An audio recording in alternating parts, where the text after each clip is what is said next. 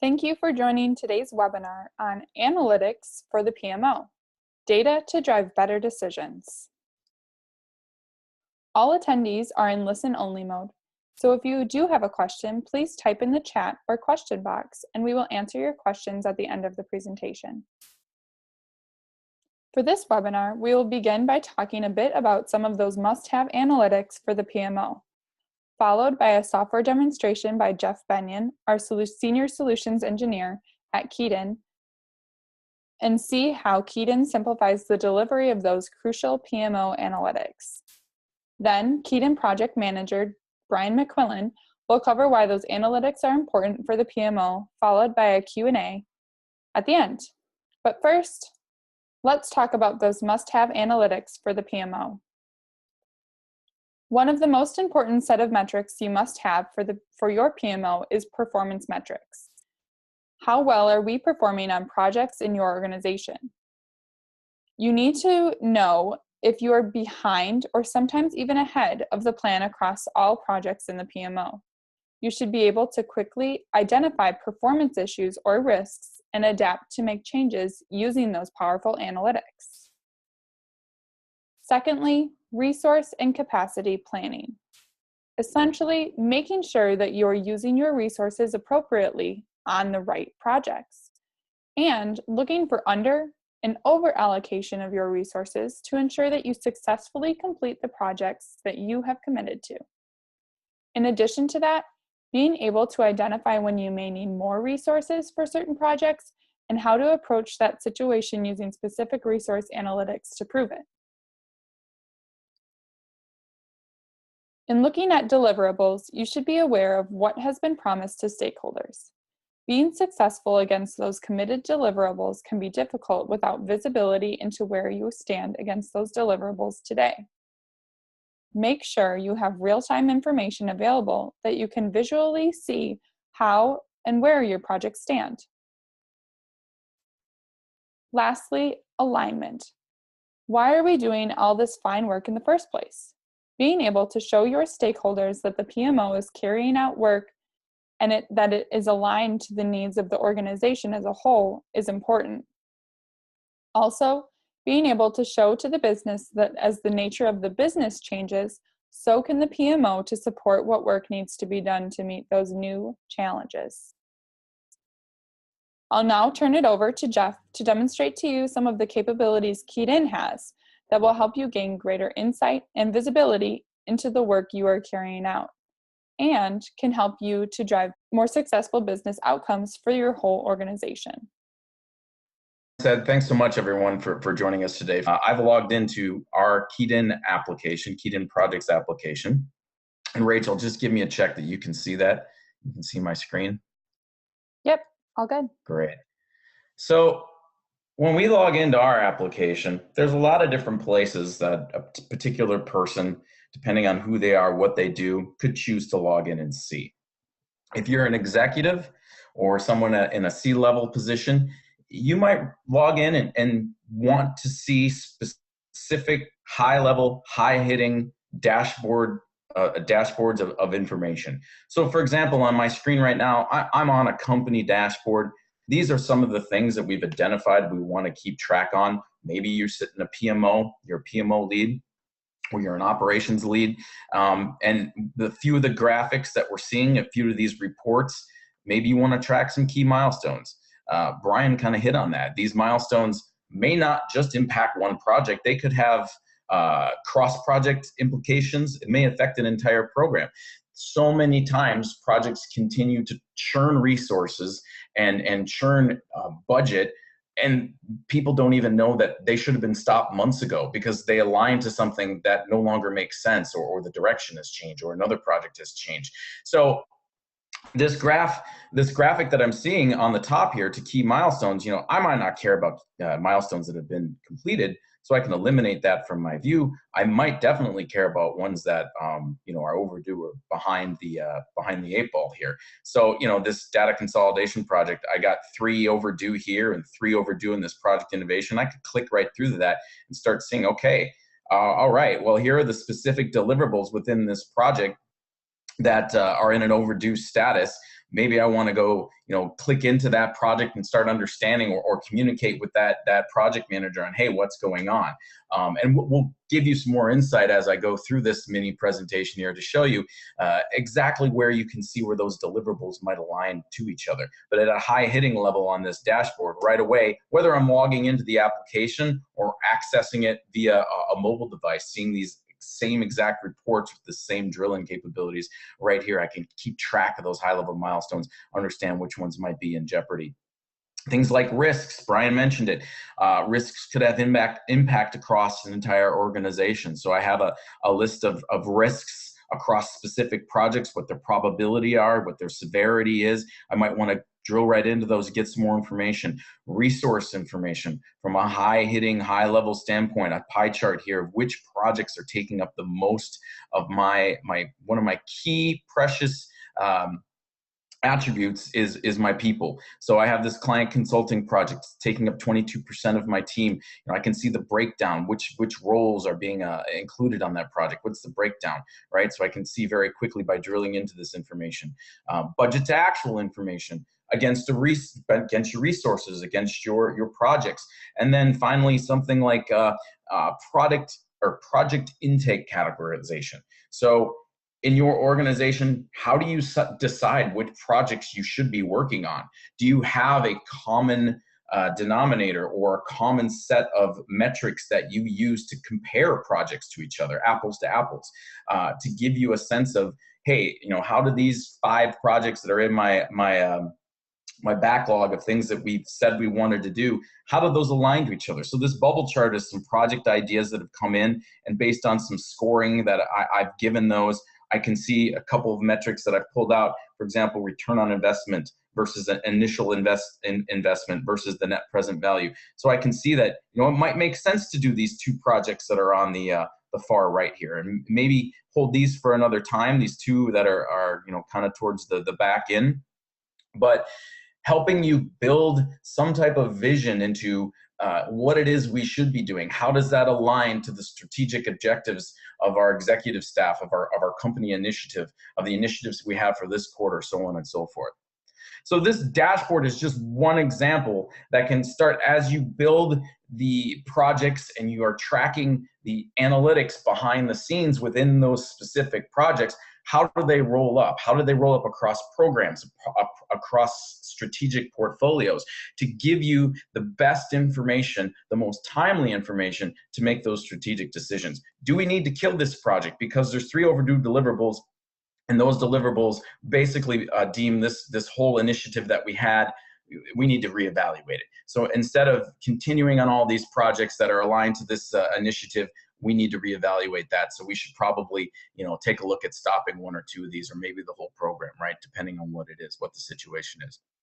So I talked about how we could look at things from an overarching company view or a persona view. So I'm going to go to a different view here. This is a view kind of really persona-based driven. So this particular individual that I'm logged in as, Barbara, she sits in the PMO. She's in charge of maybe multiple projects, or at least tracking those multiple projects and seeing how they might align, how they're progressing from a high level. This page is dedicated to those analytics, those things that she needs to see. So she can see she has 7 projects that maybe she's aligned to. She could be the project owner. Maybe she's the sponsor, but she can see below all of those projects in some high-hitting details, how they align to strategy, what the priorities are, what the complexity is. Behind the scenes, we've built these analytics to track this specific information. And one thing that I've always kind of I heard it a long time ago, and it's always stuck in my head that portfolio program management, a PMO office, it's not a tool. It's really a process. So while all these analytics that you're seeing, or all of these numbers and charts that we've looked at are generating information, there's a ton of data out there today. How do you know that you're tracking the right data? And that all goes back to setting up an initial process. The data that you need to collect for your business and your organizations might be the same from at a high level, but specifically different companies, different businesses need to track things that are significant to the way that they want to do business, to the decisions that they need to make. So as an organization, as a executive office or as a PMO office, you really need to decide what those analytics are that you want to track to. How can we compare apples to apples and decide, how we're aligned to certain things, so you can have the most relevant information for your business to meet those make those key business decisions and drive more successful outcomes. So really quickly, I can see all of these different projects that are kind of in my view, in my dashboard here. And at the top, I have these data boxes that, they're giving me different information. These are specific deliverables that I own that might be overdue. And you can see it's in red. I have some risks that are in yellow.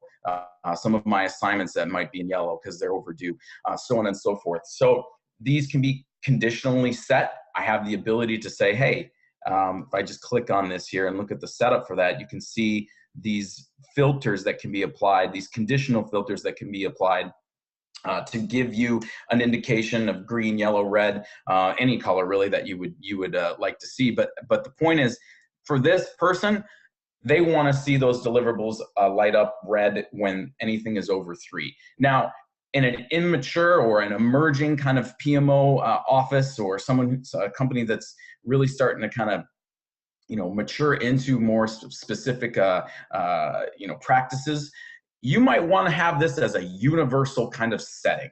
That conditional formatting for these type of attributes that you're tracking across the project. Hey, if it goes over 2, we want everyone to see it in red. This specific person could maybe set those settings themselves. So for them, okay, yeah, if it goes over 4 or 5, that's when I really, really, really want to be concerned. I'm tracking my stuff on a daily basis. But for this person, they may choose to have a different conditional formatting than somebody else, another PMO manager or another department or division's a PMO team might have different metrics or different color codings that they want to see that at. The point is, you have the ability within our application to really set those at an overarching company level, at an overarching department level. Everyone in that department could see the same unified set of metrics and that same unified kind of alert. Or more mature PMOs, more mature individuals might want to set those themselves. At the end of the day, it's all about giving specific individuals, specific teams, the PMO as a whole, visibility into the things that you've identified as important to track and understand. All right.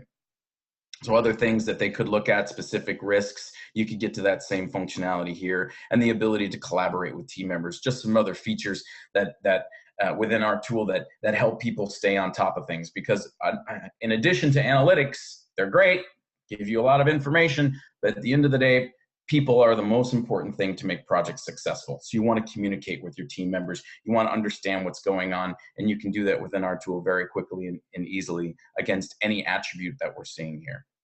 So we talked a little bit about what this person specifically is seeing. I want to go into a particular project real quick.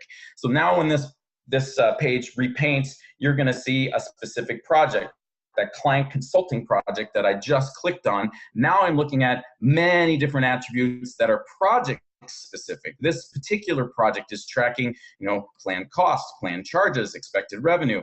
It's actually, it's kind of behind schedule, or at least it looks like that, because we have some assignments that are overdue, that are equaling about 10.5 days. I'm seeing some charts and graphs here of budget versus actual. This is what I planned for.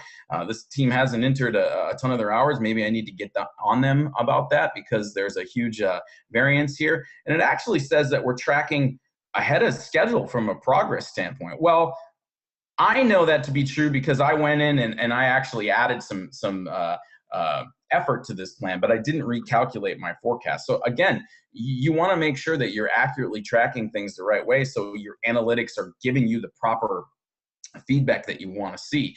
It's all about process. If there's a change and you have a change request process, and that's going to add hours to the particular project, you might need to go reforecast. That's going to change what your project's going to look like. So that practice and making sure that your your project leads and your individuals, when they're tracking their projects, that they're doing it in a unified way that can, report specific changes to the business.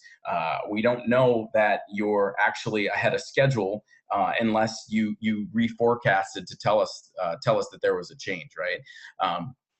So making sure that there's a lot of different ways to manage a project, whether it be in Excel, in MS Project, on scratch pads and other various tools, in an agile environment. It's all about making sure that you have visibility and you're tracking the right way. It's in a PMO setting, that you're tracking at least certain metrics in the same way, so you can report them up to a higher level and make sure that your program or your portfolio is performing the way that you need to see it. So I'm going to highlight one specific attribute within this project that Brian kind of highlighted in his introduction, and that's deliverables. So within our tool, we actually classify a deliverable or a high-level milestone as something very, very specific. Now, yes, this particular project has a task plan. There's a Gantt chart associated to it. There might be hundreds of tasks and dozens of different milestones that I could potentially turn into a high-level deliverable. But if I click on this deliverables tab, what you're going to see is I really only have 2 deliverables in here that I really, really want to track. Maybe it's just significant to this project. Maybe it's significant at a higher level. As you can see down here, the publish to level, I'm actually publishing these 2 deliverables to a program level, to a parent level. So as I roll this up, my pre-described hierarchy, and that's what this icon here is going to do for me, I'll see how these 2 deliverables might actually play or have some impact to my entire program, which is this development program, which sits under, the program is for the customer, the parent is for development. But if I just go to that next level of the hierarchy and repaint this picture to show me all the deliverables that I've identified within this particular program, this development program, I can see how, which ones I've identified that are important. Well, that's all great, but what if there's some cross-project implications? I have some features that I can turn on to show the deliverable dependencies. So if I apply that, now I'm going to see where those particular deliverables might actually impact each other. So while I have 3 or 4 different projects here belonging to this particular program that have deliverables and I'm tracking at this particular level, I can see that some of them actually have some cross-project implications. So this particular deliverable in this project innovation project actually has some linkage to another deliverable, this efficiency solutions project. So now I have the ability to not only identify the key things that I want to track, the key deliverables that I want to track within specific projects, but now see how those might interact with each other across a specific program, across a specific portfolio. It gives you the ability to be proactive about the decisions you need to make versus what I alluded to earlier, the fact that sometimes projects just continue to churn. It's months and months and months of resources and budget that it's churning, when if you would have had this type of a view, you see that a deliverable missed in one project actually deemed this other project completely unnecessary. You could have ended that project. You could have removed the resources, put them on something more important, and had that ability to make a proactive decision versus what typically happens if you're tracking this stuff in a spreadsheet or it's with one specific person. You have to be reactive. You're forced to be reactive. You have no other choice because you didn't know. And knowing is half the battle, as I was always told by G.I. Joe as a kid. And if you have that information in front of you, you can make those decisions, and you can make very important, maybe key decisions about not only a project, but an entire program if you have this view. So that's great for this particular program. That's a very kind of static built hierarchy, but we have those situations where projects don't just belong to a development department or wing or portfolio. One particular project might define or be a part of many different portfolios within our organization. So within our tool, we have the ability to look at something called an insight. And that basically gives me the ability to build custom portfolio views using specific attributes that you identify as important to your business, to your departments, to basically group projects by, regardless of where they might sit within a department, within a parent, within a program. So I have a highly strategic project portfolio, we'll call it.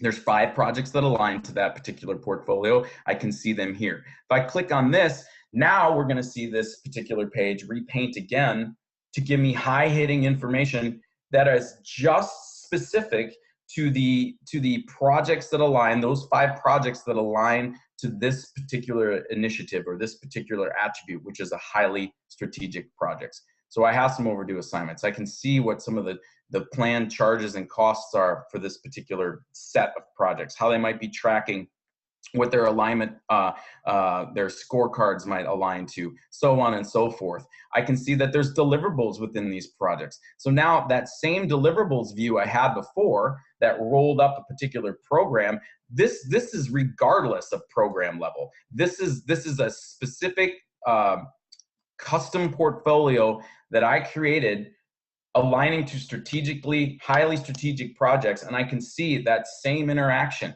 a different subset of projects, but how they might interact, how they might align to each other. And again, this is just looking at those high level deliverables, those most important things that each one of these projects want to capture. Again, not having this information, it could be, could cost you money, could cost you time, could cost have a lot of different impacts to your entire business. So I'm going to transition real quickly and just really talk about another key area of our portfolio world, and that's our resources. So I'm going to log in real quickly to give you a view of how keyed in across all of these projects, across all these programs, we're assigning resources. So I'm just going to go to a specific view here for this particular individual. I logged in as a resource manager, and this particular resource manager has the ability to kind of view resource information at very granular levels. This type of information that you're seeing right here on this capacity chart is looking at one particular role. So I'm just going to remove that for a second and update this. So now I'm looking at every individual across my entire company. I can see the overarching capacity in this graph below. And as a whole, my organization is doing pretty well against the hours that they have available to actually deliver effort.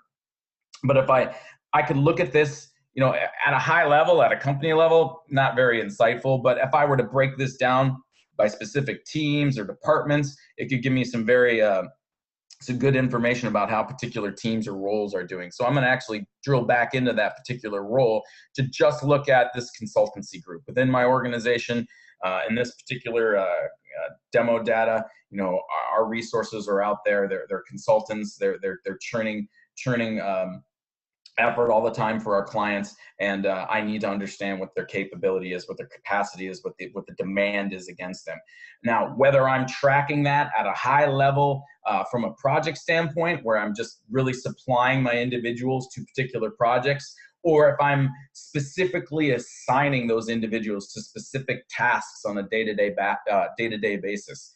A lot of ways to plan and execute projects. Where do you want to track? Do you need to track at a granular level, or do you need to track your people at a more higher level, at an activity level? At the end of the day, however you decide to track that information, you get a picture of it within this capacity graph. So in this chart, we're filtered on 6 months of activity. My effort is actually in hours. I could look at it in days or FTEs. Our application will do the math behind the scenes for you to however you want to view that. But I'm just looking at this particular group, this consultancy group. This is the overarching capacity that group has. I could click on this to see it. I could see through this link, I have these 3 individuals that make up that consultancy group. And the hours or the days, in this case, it's hours that they have available on a month-by-month basis for the months that I've identified, March through August here. Now, this demand in green, I can see, hey, I'm outrunning the capacity of this team to do work in June.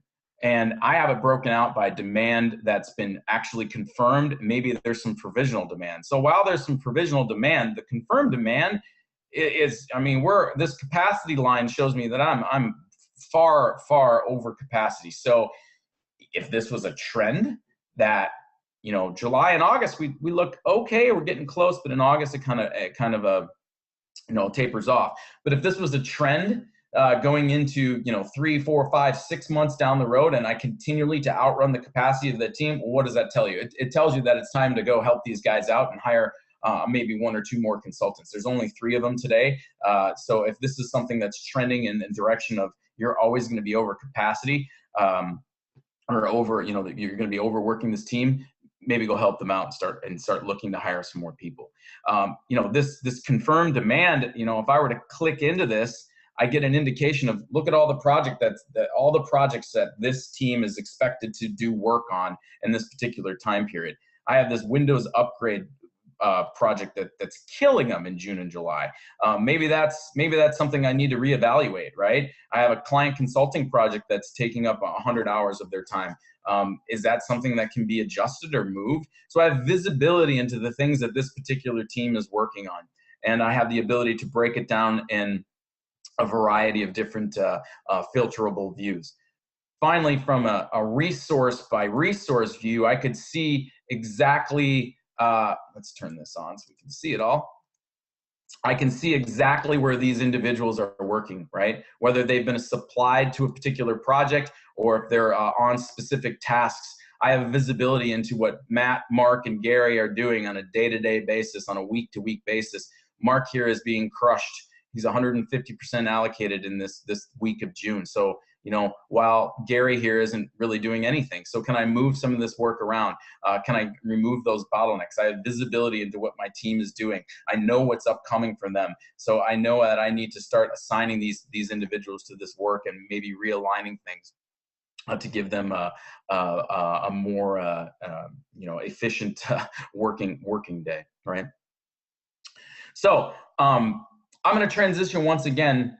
We talked about analytics that give us the ability to make decisions against our projects and our programs, the key deliverables that we're tracking and how those might impact projects and programs, and how different projects may affect our resource pool. Are we assigning, or are we allocating our most important attributes, our most important assets, our people? Are we aligning them to the appropriate projects? We saw that Windows project that we had before, and that wasn't a real key one, but we have that team is expected to do a ton of work on that project, right?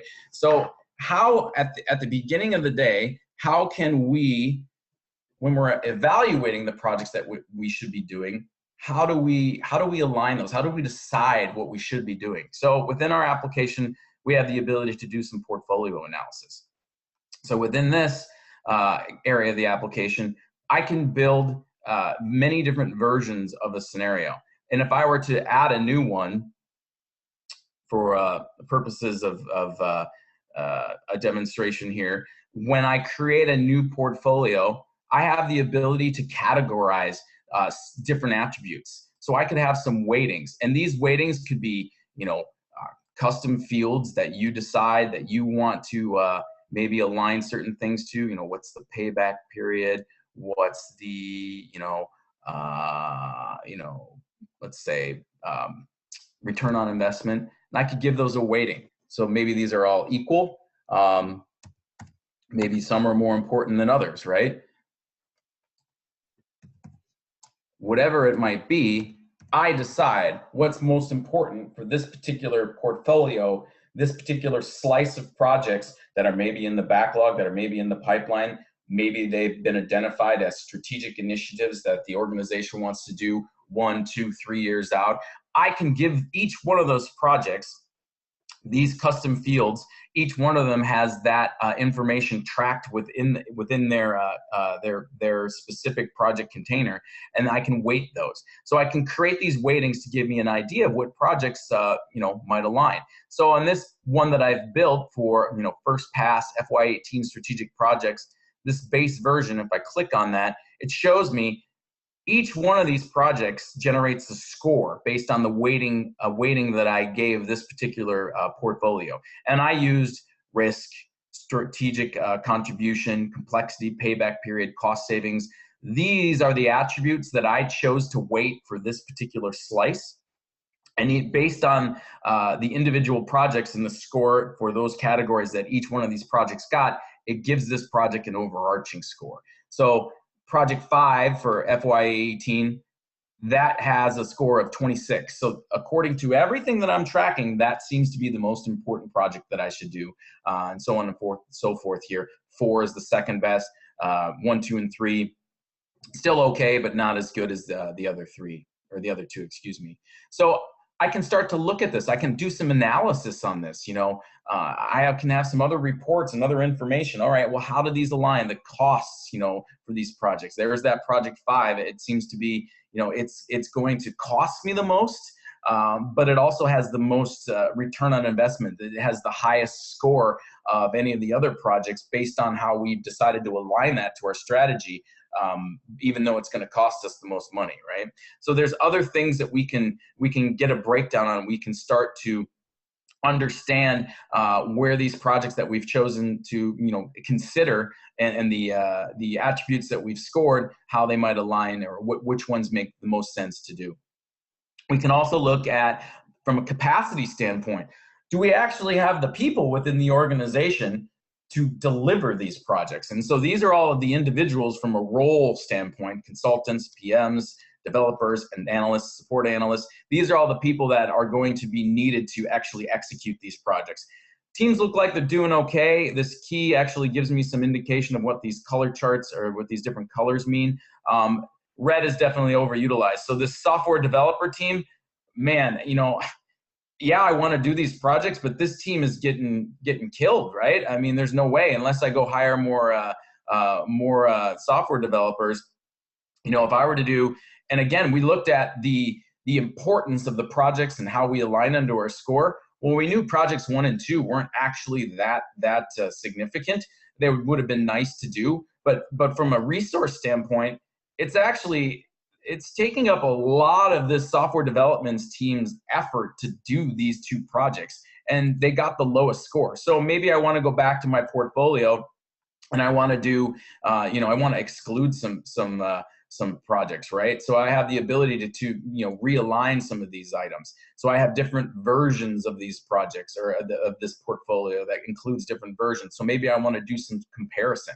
So let's compare a couple different versions to that base version. The base version is the one that we really, really want to do. That gives us the most return on investment. But we know that resource team, that one particular team was in jeopardy. We needed to maybe align these differently, or we make a decision to go hire more support analysts. Whatever the decision might be, you have these analytics in front of you to make the most important decision, right? So now I'm comparing my base version versus version 1 versus version 2. Down below, I can see that I've actually eliminated project 1 from version 1. I've eliminated project 2 from both versions. So revision 1 is actually taking out 1 and 2.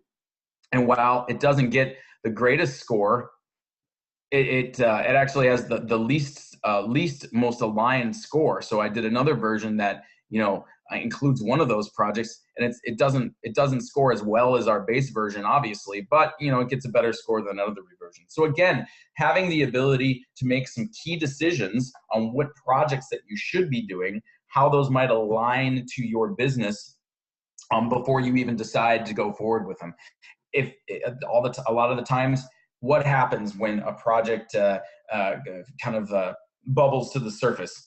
A particular team or department wants a project to happen, and it's more of a whoever screams the loudest, right? That project gets done because there's somebody in the organization that's highly visible, or they're the ones that are saying this project needs to be done, or a certain department is saying this project needs to be done, and it gets done because of that one person or that one department, and maybe it doesn't make any sense. So if you have some of these, again, key attributes, and you have a process in place to identify these projects up front, what things are important to the business, what process do we have to score these projects to give us an apples to apples comparison to really drive more successful business outcomes? How do we align these projects to what we need to achieve, and which ones make the most sense to do? When you have some of these tools at your disposal, to track this information and really deliver that information at a key point in time when you need to make that decision. It's going to drastically improve your success rates. So with that, I think I'm going to pause and turn it back over to Brian, potentially Rachel here, to take some of your questions. Thank you for your time, and I hope you found some value in the presentation that I've delivered to you today. Rachel? Yeah, thanks, Jeff. I think Brian will pull up the slides again and give a little recap, and we'll go straight to question and answer after that. Yes, ma'am. So let me know when you can see the presentation, Rachel. Yep. So again, thank you for everybody, and thank you, Jeff, for that great demonstration covering the 4 areas of analytics that we thought would be important to you around performance, resource planning, deliverables, and alignment. But don't just take our word for it. There's quite a lot of our customers would gladly testify on our behalf of the solutions value and worth to them.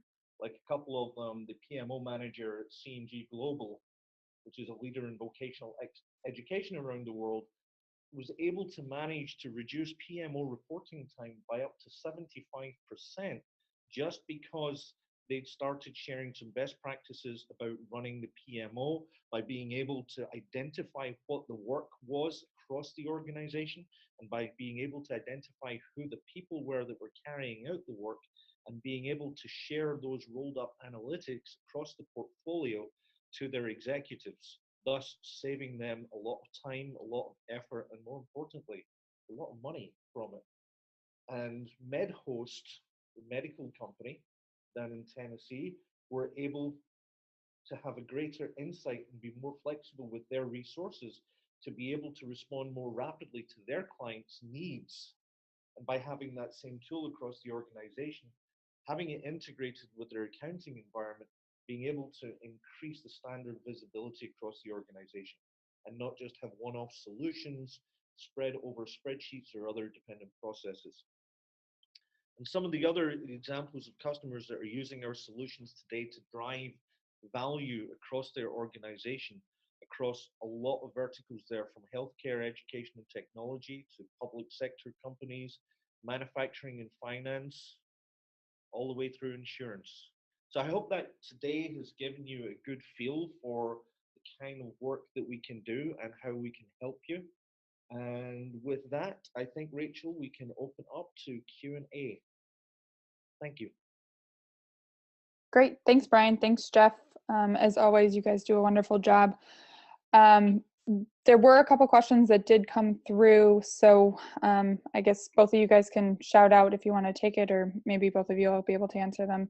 But one came out that says, do you have examples of customers, well, I guess you kind of covered this one, Brian, examples of customers who have been successful creating better alignment between the PMO and their business?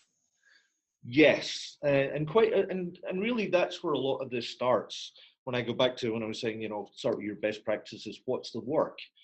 By being able to take in the work, looking at it, categorizing it, and make sure it's the right work for the business to be doing. And to Jeff's comment on the squeaky wheel, making sure that we're not doing it just to shut somebody up and keep them quiet and out of the way, that we're actually doing the work for sound business reasons. Pick a set of business strategies. Why are we doing this project? Is it to reduce customer churn, for example, as one of our financial services customers does? Why am I losing accounts? Well, because we need to revamp our website, or we need to make our online banking stuff easier to use. Fine, that's a good example of aligning a project to the business, and not just because, hey, we've got some budget left at the end of the year, let's go spend it. So yes, we have a lot of examples of where we do that for customers. And then secondly, with the alignment, making sure that we've got the right resources to carry out that work. Again, as Jeff was alluding to in his part of the presentation, I look at my portfolio and I say, yes, I've got enough work there for 100 resources, but are they the right 100 resources? I might have 20 BAs and 80 developers, but if the work that I've got there is for 30 BAs and 70 developers, I need to know that across the portfolio to have the conversation with the business to make sure that not only are we doing the right projects, we've got the right people doing them. And that is where you end up with success, where everything is carefully aligned to what the need is. Hopefully that helps, and I'll Yeah, take a question. great. Thanks, Brian. I think, Jeff, this one might be towards you. Is the portfolio analysis able to be used with task planning or only for strategic resourcing? Oh, great question. So it looks at a project forecast, but that project forecast from a resource standpoint, we're identifying the demand that we need from certain teams, but that demand forecast can be generated from the task plan. So if you have specific tasks across your work breakdown structure and different people are aligned or assigned to those tasks, that can roll up against the project forecast. So at the end of the day, yes, that project that you create, that you include in your portfolio, that can be driven from the specific tasks that identify the work for that project. So yes. Great, thanks, Jeff. And then another one actually that kind of ties into that. They said you spent a lot of time talking about deliverables versus tasks. What's the difference between them? And is there one more valuable to a PMO? Sorry, you broke up a little bit for me. So the difference between tasks and high-level deliverables, and I missed the second part. Sorry.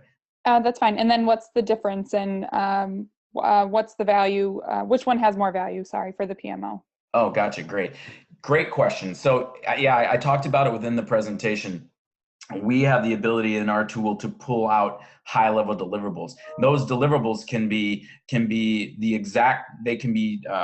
created from the tasks and the actual milestones that are in your project plan. So one task or one milestone may actually align or may actually be the key deliverable, but you're pulling it out in a higher view, that deliverable view, so you can identify what it is the PMO needs to see. So I mentioned it, that you could have 100 tasks and 50 milestones within a particular project, and obviously those are all going to be important to the actual deliverable of that project, the execution of that project.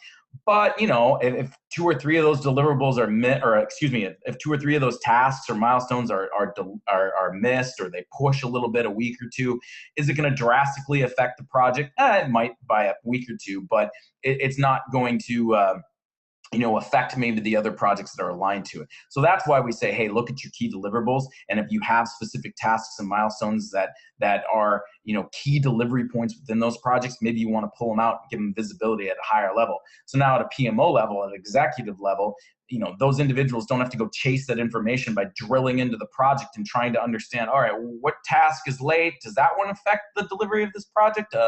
Yeah, but not in a way that it's going to, affect this program or affect the strategic initiative that we have going on here. So deliverables are a great way to actually track your projects. Your project managers have vision and visibility into which deliverables you've actually pulled out or the PMO is looking at. So as a project manager, like, oh gosh, I need to move this task 2 weeks. Wait, it aligns to this deliverable. That deliverable can't be moved. I can't move that task.